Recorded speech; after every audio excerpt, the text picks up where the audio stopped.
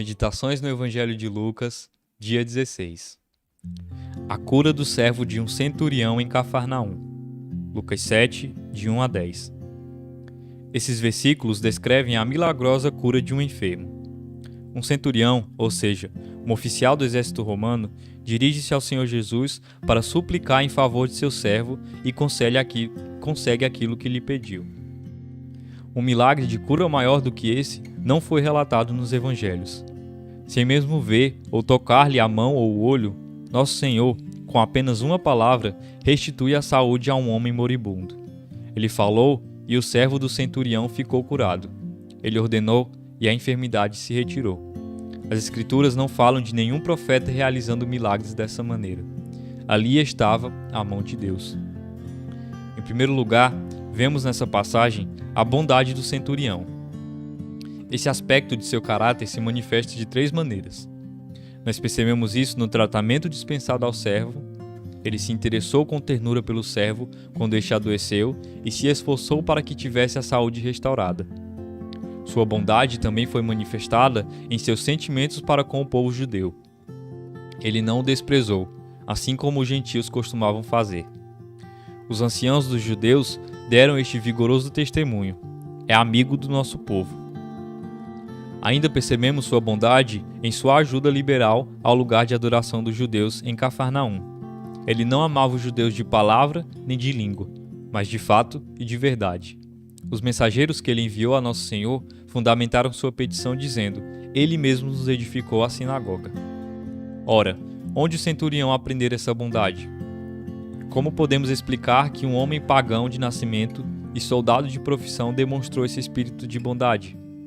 Atitudes desse tipo não se encontram com frequência entre aqueles que recebiam ensinos pagãos ou ensinos promovidos por sociedades influenciadas pelo exército de Roma.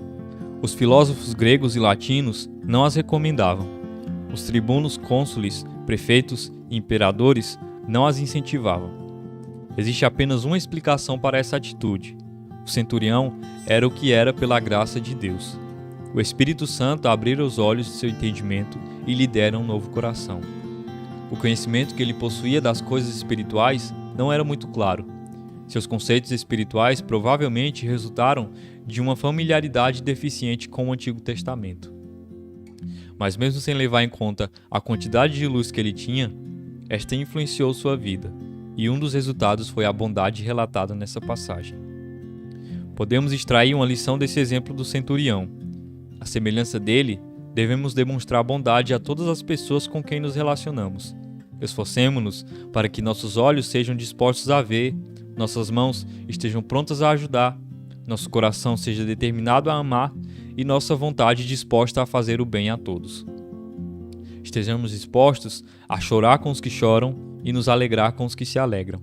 Essa é a única maneira de recomendarmos nosso cristianismo e torná-lo atraente aos olhos dos homens. A bondade é uma virtude que todos podem compreender. Essa é uma maneira de sermos semelhantes ao nosso Senhor. Se existe um aspecto de seu caráter que é mais notável do que os outros, é sua incansável bondade e seu amor. Essa é uma maneira de sermos felizes no mundo e vermos dias melhores. A bondade sempre traz sua própria recompensa. O bondoso raramente ficará sem amigos. Em segundo lugar, vemos a humildade do centurião, que se manifestou de maneira notável na mensagem ao Senhor Jesus quando ele se aproximava de sua casa. Senhor, não te incomodes, porque não sou digno de que entres em minha casa. Eu mesmo não me julguei digno de ir ter contigo. Essas expressões revelam um admirável contraste com a linguagem utilizada pelos anciãos dos judeus que disseram a Jesus: ele é digno de que lhes faça isto. Enquanto o bondoso centurião declarou: não sou digno de que entres em minha casa. Esse tipo de humildade é uma das evidências mais marcantes da habitação do Espírito de Deus. Por natureza, nada sabemos a seu respeito, pois todos nascemos orgulhosos. Convencer-nos do pecado, revelar nossa própria vileza e corrupção, colocar-nos no lugar certo, fazer-nos humildes e contritos, essas são algumas das principais obras que o Espírito Santo realiza na alma de uma pessoa. Poucas afirmações de Nosso Senhor são repetidas com tanta frequência quanto aquela com que ele concluiu a parábola do fariseu e do publicano. Todo o que se exalta será humilhado, mas o que se humilha será exaltado. Possuir grandes dons e realizar grandes obras para Deus não é algo concedido a todos os crentes, mas todos eles têm de se esforçar para que sejam revestidos de humildade. Em terceiro lugar, nesses versículos, vemos a fé do centurião. Temos um belo exemplo de sua fé na petição dirigida a Nosso Senhor. Manda com uma palavra e o meu rapaz será curado. Ele achou que era desnecessário Jesus vir ao lugar no qual seu servo estava moribundo.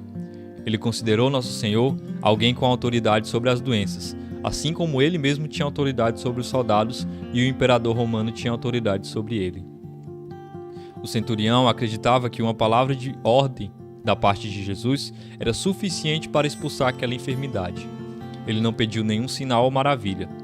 Declarou sua confiança no fato de que Jesus é o Todo-Poderoso Senhor e Rei e de que as enfermidades, assim como os servos obedientes, se retirariam mediante uma ordem dele. Fé semelhante a essa era bastante escassa nos dias em que Jesus esteve sobre a terra.